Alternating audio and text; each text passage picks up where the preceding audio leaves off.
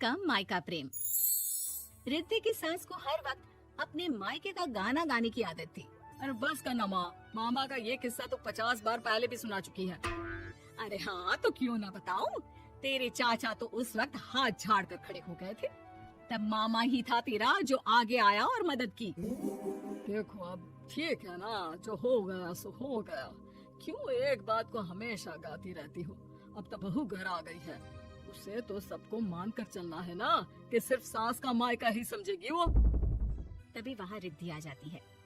माँ, आज मैं घर जा सकती हूँ? माँ को मेरी बहुत याद आ रही है। शादी के बाद एक बार भी नहीं गई। हाँ तो कौन जाता है। अरे मेरी शादी के बाद जब मैं विदाई होकर आई, इतना बड़ा ससुराल मेरा, खाने वाले 10 लोग और बनाने वाली मैं सिर्फ एक। ऐसा लग रहा था जैसे सिर्फ खाना बनाने के लिए ही ब्याह किया है। वो तो मेरा भाई था, गांव से एक काम करने वाली चाची को भेज दिया जो मेरा हाथ बटाती थी, और उसको पैसा, खाना, कपड़ा, रहने के लिए कमरा, वो सब किससे दिया था? तुम्हारे भाई ने। ये मामला रोज का था। ससुर भी जब गुस्सा होते तो वो सारी बात कह देते जो उनके मन में इतने समय से चल रही थी। मेरा भाई, भाभी, भतीजा, भतीजी सब छुड़वा दिया। मैंने जीवन भर सिर्फ तुम्हारे परिवार वालों से निभाया, लेकिन अब भी चैन नहीं है तुमको। बहू के सामने सास को लगा कि उसकी बेइज्जती हो रही है। अब सुन बहू, अपने कमरे में जा, कहीं नहीं जाना मायके वायके। घर का काम कौन करेगा? पड़ोसन। बहू समझ जाती है मामला गर्म चल रहा है। कमरे में जाने में ही भलाई है। कमरे में क्या है? तुम्हारी माँ हर वक्त चिक चिक चिक करती रहती है। कल ताई मिली थी तुम्हारी मुझे, लेकिन मजाल है सासू माँ की उन्होंने एक बुराई की हो। लेकिन सासू माँ, हाँ, जब देखो तब ससुराल के लोगों की बुराई करती रहती है। बेचारे पापा जी कितना मिस करते हैं अपने घर वालों को। मेरा तो बड़ा मन करता है कि ताऊ जी, चाचा जी और सब मिलकर रहे। ना साथ रहे लेकिन आना जाना तो ठीक से रखिए।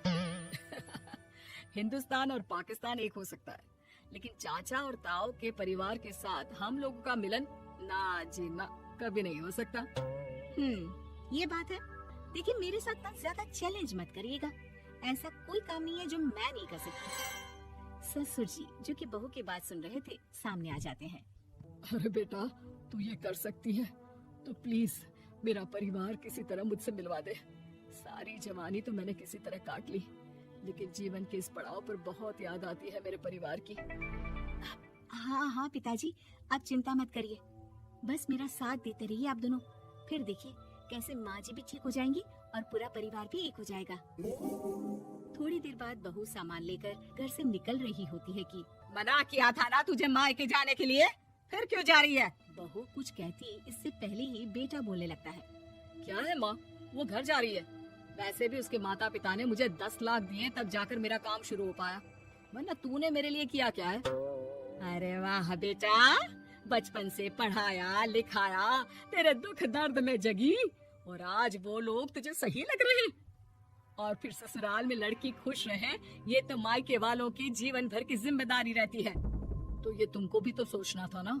ताऊ जी ने पापा को पढ़ाया लिखाया, जब तुम नहीं आई थी तो पापा के लिए ताई जी ने पापा की माँ की तरह देखभाल की। अब बोलिए। अरे तू कुछ नहीं जानता बेटा, तेरे पापा को सब पता है, तभी वो उन लोगों से वास्ता नहीं रखते। मैं उन लोगों को जानता हूँ, लेकिन मैं तुम्हें नहीं जानता कि तुम्हारे मन के लायक काम नहीं हुआ तो तुम घर की शांति बर्बाद कर दोगी। सास जोर जोर से चिल्लाने लगती है। तभी वहाँ सास का भाई आ जाता है। अरे क्यों आप लोग मेरी बहन को परेशान करते रहते हैं? पहले ये जीजा कम थे, जब बहू भी आ गई। बहन, मैंने तो 30 साल पहले ही बोला था, अपना हिस्सा ले और छोड़ इन लोगों को, चल अपने साथ।